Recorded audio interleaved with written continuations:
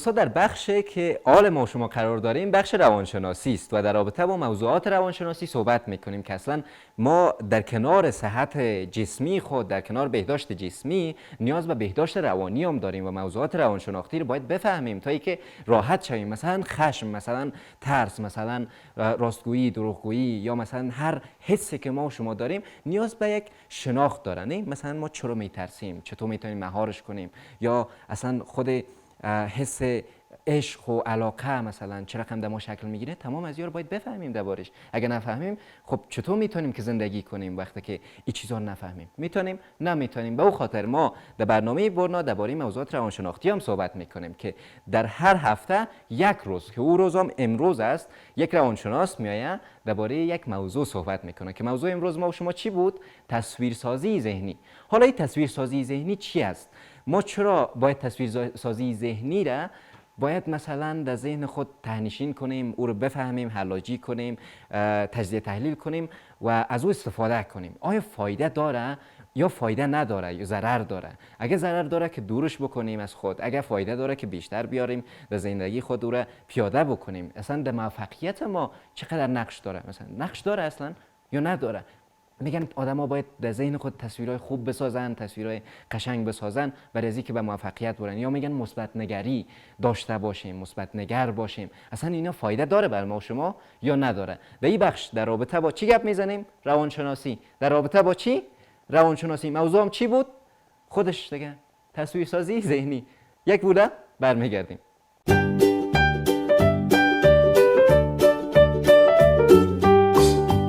خب آقای اخیار، سلام بر شما، بفرمایید. سلام، خوب هستین؟ سلامت هستین؟ تشکر. خیلی خوش آمدین به برنامه برنا، به فصل جدید. خوشحال هستیم که شما را داریم، یک یار قدیمی، یک راهنمای قدیمی. خوب هستین؟ خیلی ممنون. کمره در اختیارتان، همراهشان صحبت کنین. رفیقای من به نام آن که قدرت تصور را برای یکایک ما ارزانی بخشید. درود و سلام دوباره خدمت شما عزیزان جان، همکاران و تمامی بینندگان برنامه برنا. خیلی ممنون آقای اخیار. مستقیم بریم سر اصل موضوع. تصویرسازی ذهنی اصلا این چی است؟ من امروز درگیر کرده خیلی. خب من هم امیدوارم که همه بینندگان عزیز از گزند حوادث روزگار در امان بوده و لبخند بر لبانشان جاری باشه. انشاءالله. برمیگردیم روی موضوع برنامه که تصویرسازی ذهنی هست. همونطور که از نامش پیدا، تصویرسازی ذهنی یعنی ما تصویر را در ذهن خود میسازیم، واقعیت را در ذهن خود، اتفاقات را در ذهن خود میسازیم. تصویر چیزایی که ما از بیرون میگیریم، مثلا دقیقاً از کوچه، از بازار. یا اگر دقیقاً تعریف بکنیم، تصویرسازی ذهنی عبارت از استفاده آگاهانه از قدرت تصور و تخیل برای چیزهایی که مد نظر ما هست. مثلا ممکن اشیا باشه، ممکن خواسته های ما باشه، اهداف ما باشه، برنامه های ما باشه، که اون تصاویر زیبا، مناظر و همون حس یا احساساتی که ما خود ما میخواهیم باشه که در هر فرد متفاوت هست. ممکن یک فرد این قدرتش خیلی بیشتر باشه، یعنی قدرت تصویرسازی ذهنی در او بیشتر باشه، یک فرد دیگه کمتر باشه یک قدرت. و معمولا افرادی که قدرت تصویرسازی ذهنیشان بیشتر هست انسان‌های آینده نگر، انسان‌های موفق‌تر هستند و بعضی افراد خیلی کمی توانایی را دارند. خب لازم ببینیم که بدانیم که این تصویر چگونه هست. آیا همه تصویرها باشه یا نه متفاوت هست؟ خب پیش از آقای اخیار یک سوال در ذهنم است که مثلا من همیشه این گیتار که پشت سر من میبینین، بعضی از نوجوانا رفیقای من میخواین خواننده شون یا نوازنده شون، همیشه در ذهنشان یک تصویر گیتار یا مثلا تصویر هارمونیه یک چیز هست. نه منظور تصویرسازی ذهنی همین یک چیز است دیگه. دقیقاً وقتی که ما تصویرسازی ذهنی میگیم، ما تصویر او چیزها، مثلا او اتفاقات و ممکن اتفاق ما باز ما تصویرسازی رو به دو بخش تقسیم میکنیم. یکی تجسم هست، یکی تجسم خلاق. تجسم بازبینی یا دیدن تصویرهایی که نسبت به اتفاقات گذشته ما بوده بازبینی میکنیم و تجسم خلاق هست که ما تصویرهای جدید را در ذهن خود میسازیم. بله، مثلا این مثل یک خیال و تصور میشه، کم کم رو به فکر تبدیل میکنه و فکر رو به برنامه و اهداف تبدیل میشه. اون تجسم گفتیم نسبت به گذشته هست، ممکن در مورد یادآوری خاطرات ما نسبت به گذشته باشه، یادآوری اطلاعات ما نسبت به گذشته باشه، و تصور خلاق یا تجسم خلاق نسبت به آینده است که ما هیچگاه تا رو خلق نکردیم و برای داشتن امور رویاهای خود، امور داشتن تصویری از آینده خود اونا رو میسازیم. خب حالا چی فایده داره آقای اخیار؟ مثلا میگن آدم اگر ذهن خلاق داشته باشه و تصاویر خوب را بیاره، مثلا مثبت باشه، زندگیش مثبت است. دقیقاً. شاید تجربه کرده باشم، من خودم تجربه کردیم، اما بعض وقتا تجربه نکردیم، یعنی برعکس جواب داده، مثبت فکر کردیم یک چیز دیگه شده. به نظرتون فایده داره؟ دقیقاً. در زمینه‌های متفاوت میتونه فایده داشته باشه. در زمینه موفقیت انسان، در زمینه آرامش و دور بودن از افکار منفی و مایوس بودن هست، و در زمینه یادگیری و حافظه هست، در زمینه‌های خب تحریک و انگیزش هست که من به شکل جداگانه اینا رو توضیح خواهم داد. و قبل از اینکه ما توضیح بدیم باید ما کدام موارد را رعایت بکنیم. چیزی که مهم است در تصویرسازی ذهنی، اول محتوایی که در داخل تصویرها هست چی محتواییه؟ آیا محتوای مثبت هست یا منفی؟ اگر ما تلاش بکنیم که محتوای تصویرسازی ما مثبت باشه، چون هر قدر که ما تمرکز ما روی مثبت ها باشه، ضمیر ناخودآگاه ما رو میکشونه طرف مثبت ها و خوبی ها. اگر ما طرف منفی ها تمرکز بکنیم، یعنی که ضمیر ناخودآگاه ما منفی ها را جذب میکنه و میبینیم که ضمیر ناخودآگاه ما بین واقعیت و خیال و تصور را متوجه نمیشه. خب فکر میکنه که همهشون واقعیت داره، اونو رو به زندگی ما تطبیق میکنه. و دوم موردی که ما رعایت بکنیم باید به حد اعتدال باشه. به این معنی که گاهی وقتا اگه ما تصویرسازی ذهنی میگیم، نوجوانان اینطوری فکر نکنن که ما همیشه باید در تصور باشیم، در خیال باشیم. نه، ما باید حداقل مثلا روزانه نیم ساعت یا یک ساعت خب تصویرسازی ذهنی نسبت به اهداف آینده خود، برنامه‌های آینده خود داشته باشیم و کارهایی را که می‌خوایم نسبت به آینده انجام بدیم داشته باشیم.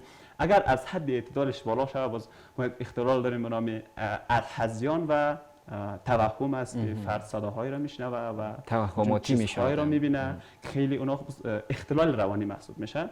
خب یک چند تا مثال آقای اخیر، چون شاید دوستان مثل من نگرفته باشن موضوع را که روی مثال‌هایش جداگانه مثلا نمی‌خوایم روی اهمیتش بریم. دوباره روی اهمیتش در مورد موفقیت گفتیم. آره. در مورد موفقیت، کسی که میخواد در زندگی خود موفق باشه، مثلا میخواد که اول نمره عمومی و کنکور باشه یا که اول نمره صنف خود باشه یا خیلی سخنران خود باشه، این باید خود در همون لحظه ببینه.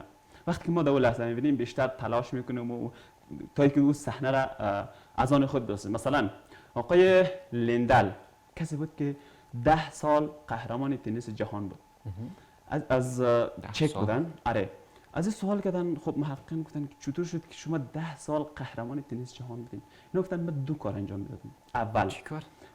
بیشتر تمرین میکردم این مهارت را، تنیس را تمرین میکردم. دوم گفت من در روز 1 ساعت با قوی ترین حریف خود در ذهن خود مبارزه میکردم و هر روز او را شکست میدادم. یعنی در او تصورات خود مبارزه میکرده. آره. و یک چیز مهمی که ما باید در محتوای تصویرسازی باشه، به واقعیت نزدیک باشه، نه خیلی خیالی نباشه. این هم به واقعیت نزدیک بود و او با تصورات خود با او مبارزه میکرد و هر روز شبانه قبل از اینکه بخوابه کارهایی را که میخواست فردا انجام میده در ذهن خود انجام میداد، تصویرسازی میکرد و دقیقاً همون چیزایی اتفاق میافتاد که اونا در ذهن خود اول شب رسم کرده بود. رسم کرده بود و میخواستن انجام بدن.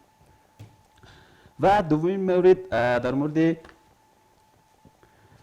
آرامش هست. ببینین وقتی ما شما تصویرسازی ذهنی داریم، میتونیم خیلی گاهی وقتا خب فعالیت ها زیاد است، مشکلات، چالش ها، کار زیاد است، ممکن بعض وقتا خسته شویم که از زندگی، بعضی خب رقم که آدم ناامید میشه. ناامید میشه. ما چیکار باید بکنیم؟ اینجایی که میتونیم از تصویرسازی ذهنی استفاده بکنیم. چگونه باشه؟ یک جای خیلی آرام، راحت، خب یک فضای مناسب انتخاب میکنیم بدون سر صدا، با لباس خیلی راحت، کفشای خودم میکشیم، میتونیم دراز بکشیم، استراحت به شکل استراحتی که روی چوکی میشینیم و چشمای خودم میبندیم. خب خیلی آرام تنفس عمیق میکشیم. 3 یا 2 مرتبه تنفس عمیق میکشیم، طوری که ما تکنیک 5-5-10 گفتیم. مثلا 5 ثانیه اکسیژن را در درون خود آها، دم است، بعد آره، بازدم است. بازدم هست و مثلا 5 ثانیه اکسیژن رو وارد میکنیم در بدن خود، 5 ثانیه بیرون میدهیم، 5 ثانیه نگه میداریم و 10 ثانیه بیرون میدهیم. هر زمانی که ما تنفس میکشیم باید بدن ما آرامتر و آرامتر و آرامتر شود و خود رو در جای خیلی زیبا، مثلا در تصویر یک زمینه زیبای قرار میدیم تا که ذهن ما آرامتر شود. ممکن لبی بحر باشه، بین گل‌های قشنگ باشه، یک جای خب خیلی منظره قشنگ داشته باشه، اونجا قرار میدیم تا که خیلی راحت شویم. و همچنان میتونیم کسایی که خیلی در زندگی خود موفق نیستن، خب همیشه روی شکست های خود تمرکز کرده. گاهی وقتا نیاز است که ما روی اون موفقیت های خودم تمرکز بکنیم تا اینکه اونا رو تصور بکنیم. ما گاهی وقتا مثلا ممکن فرد اول نمره بوده یا که دستاوردی داشته یا خانواده خیلی خوبی داشته، اونا رو تکرار بکنه تا اینکه احساس منفی یا احساس مایوس بودن از خود دور بکنه. و مورد بعدی تحریک و انگیزش هست. هر زمانی که خب فرد میخواهد در زندگی خود موفق باشه، مثلا فرد میخواهد که اول نمره عمومی کنکور باشه، این خود باید در اون لحظه ببینه، خدا تصور بکنه، چشم‌ها را بسته بکنه، فکر بکنه که دیگران را تشویق میکنه، تقدیر میشه. اینی کار موجب میشه که ضمیر ناخودآگاه بیشتر فعال شود و ما را تحریک کنه طرف اهداف و برنامه‌های زندگی ما. و آخرین فایده تصویرسازی ذهنی در مورد یادگیری و تقویت حافظه است. مثلا چطور؟ من هر زمانی که درس رو میخوانم، چیز رو میخوانم، تصور بکنم این چیز واقعیت داره. وقتی که من تصور او چیز میکنم، همه حواس ما فعال میشه. وقتی بیشترین یادگیری زمان صورت میگیره که ما از همه حواس استفاده بکنیم. با تصویرسازی ذهنی همه حواس انسان فعال میشه و یادگیری بیشتر صورت میگیره. و همچنان زمانی ما تصویرسازی ذهنی میکنیم یا که از او استفاده میکنیم، موجب میشه که دو نیمکره انسان فعال شود، هم نیمکره چپ هم نیمکره فعال راست. یعنی که هم حافظه دیداری و هم حافظه شنیداری ما فعال شود تا بیشتر یاد بگیریم. خب شاید در ذهنی بعضیا به وجود بیاد چگونه ما انجام میدیم تصویرسازی ذهنی. خیلی کوتاه آقای خیر، چون یک دقیقه وقت داریم. خب مثلا اگر در مورد بیولوژی هست، ما درخت میخوانیم که از 3 بخش تقسیم شده. هر وقت که درخت از 3 بخش میگیم، ریشه، ساقه و برگ، ما تصور بکنیم که یک درخت هست، ریشه و ساقه‌اش را نشان میدیم. اگر در تاریخ هست، بعد ما زمان، مکان و انسان‌ها رو برای ما تصویر بدیم و واقعیت را خلق بکنیم. خب حالا چگونه این مهارت را تقویت بکنیم؟ ما قبلا گفتیم که بعضیا این توانایی را داره و بعضیا توانایی را کمتر داره. اول این تصور و باور را از خود حذف کنیم، یا ذهن خود حذف کنیم که تصویرسازی تنها مال بچه‌ها یا کودک‌ها است. نه، میتونه بزرگا هم داشته باشه برای داشتن آینده یا برنامه‌های قشنگ خود. دوم، هر روز بعد از اینکه تمام کارهایتان را تکمیل کردین، یک ارزیابی از خود داشته باشین، مثل به شکل تصویرسازی ذهنی که من چه کارها را انجام دادم، کارهای مثبت من چه بود، کارهای منفی من چه بود. و قبل از خواب شب شما تلاش بکنین که کارهایی را که می‌خواین در فردا انجام بدید، مثل یک ذهن خود یک دفعه انجام بدید. این سناریوها رو پشت سر هم بیاریم، تصاویر و اینا. و بهترین زمان هم برای تصویرسازی ذهنی شبانه قبل از خواب و روزانه بعد از خواب است، چون بدن انسان در حالت الفا و آرامش قرار داره، بیشترین تاثیرگذاری داره. خیلی ممنون آقای اختیار. حتما درباره تصویرسازی یک روز دیگه هم صحبت می‌کنیم. امیدوار هستیم که خوش گذشته باشد برای شما، برای بیننده‌های عزیز ما. دوستای عزیز، یک کلیپ شاد داریم، نه یک ترانه داریم.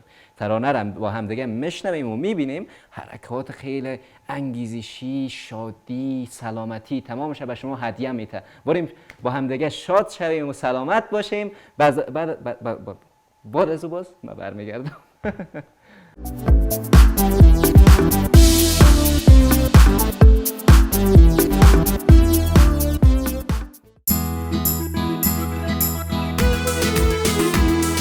زندگی زندگی زندگی زندگی سو زندگی دارد، پر زندگی دارد، سو زندگی دارد، پر زندگی دارد. زندگی هم برد هم با زندگی دارد، زندگی هم برد هم با زندگی دارد. تازه کن با عطر منو زندگانی را، تازه کن با عطر منو زندگانی را. پر کن از احساس زیبا زندگانی را، پر کن از احساس زیبا زندگانی را. سو سو زندگی دارد فرو زندگی دارد زندگی هم برد هم با زندگی دارد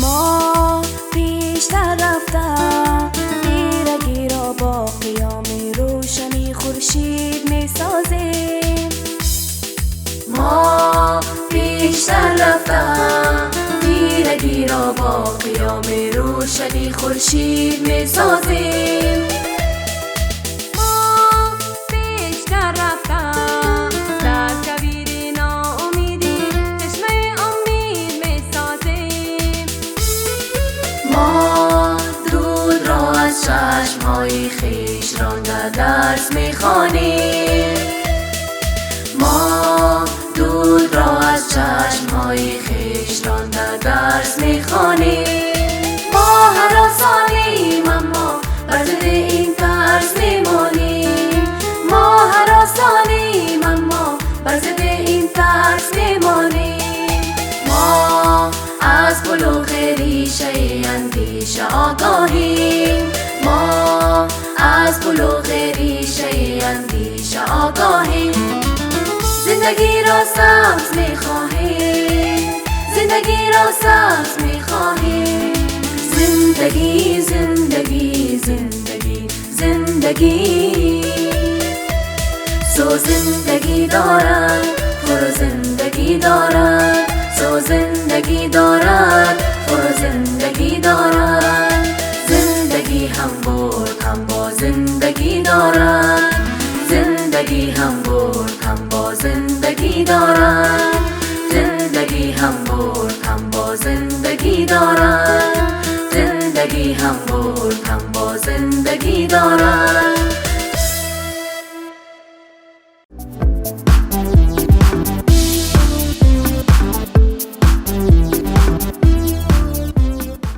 ترانه هم میگه زندگی هم برد هم با زندگی دارد. ما و شما تا شکست را طعمش را نچشیم نمیتونیم که استاد شویم.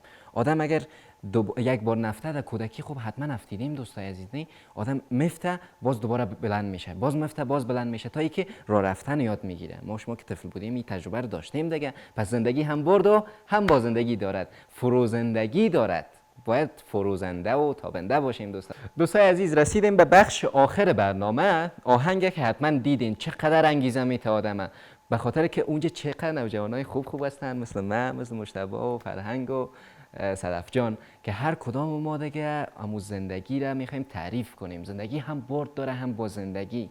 چیزای نو را باید یاد بگیریم، چیزای خوب را باید یاد بگیریم، چیزای بد را از خود دور کنیم و بفهمیم که باید به طرف کجا بریم، به طرف موفقیت. حالا امروز چی چیزا رو یاد گرفتیم دوستا؟ چی چیزا رو؟ یک مذاکره کردن بود که فردا هم دربارش گپ میزنم. چیزای زیاد مانده، خو یک معرفی کوچک بود. بعد از او تکنولوژی را، او عینک‌های گوگل و اینا رو یاد گرفتیم که امیدوار هستم یک روز ما و شما از او عینک‌ها استفاده کنیم و راحت باشیم در پیام رسانی و مثلا کار با تکنولوژی در زندگی خود. بعد از او نقاشی را یاد گرفتیم، از نقاشی لذت بردیم. مطمئنم لذت بردیم به خاطر از اینکه خود نقاشی یک دنیای جدید است، یک دنیای از آرامش مملو از زیبایی. بعد از او ما و شما همراه آقای حقیار بودیم درباره تصویرسازی ذهنی و اینکه چقدر میتونیم با موفقیت او تصویرسازی ها را همگام بسازیم، به طرف موفقیت بریم، کار کنیم. و در کنارش یک آهنگ دیگه تماشام کردیم، گوش کردیم، انگیزه گرفتیم. مطمئنم گرفتیم دیگه. گرفتین؟ دقیقاً. پس فردا هم این آهنگ گوش میکنیم، در کنارش چیزای دیگه داریم. اگر امروز نتونستین برنامه رو ببینین میتونین در یوتیوب ببینین. اگر نتونستین در یوتیوب ببینین دیگه از دست دادین. به او خاطر چون امروز دیگه این برنامه تکرار نمیشه، فردا یک چیز دیگه است، او چیزای دیگه با رفیقای دیگه است. چون این کوله‌بار از خوبی‌ها را که آوردیم ما بر شما خیلی زیاد است، ما تنها نآوردیم، یک تعداد از رفیقای دیگر هم داریم که همراه ما یک گوشه را محکم گرفته آوردن این خانگه که کوچک را ساختن. پس تا فردا که من هستم و رفیقای دیگه همراهشان آشنا میشین، شما را به الله پاک میسپارم. هرگز میگه نگو هرگز، فقط بیست و حرکت کن. خداحافظ.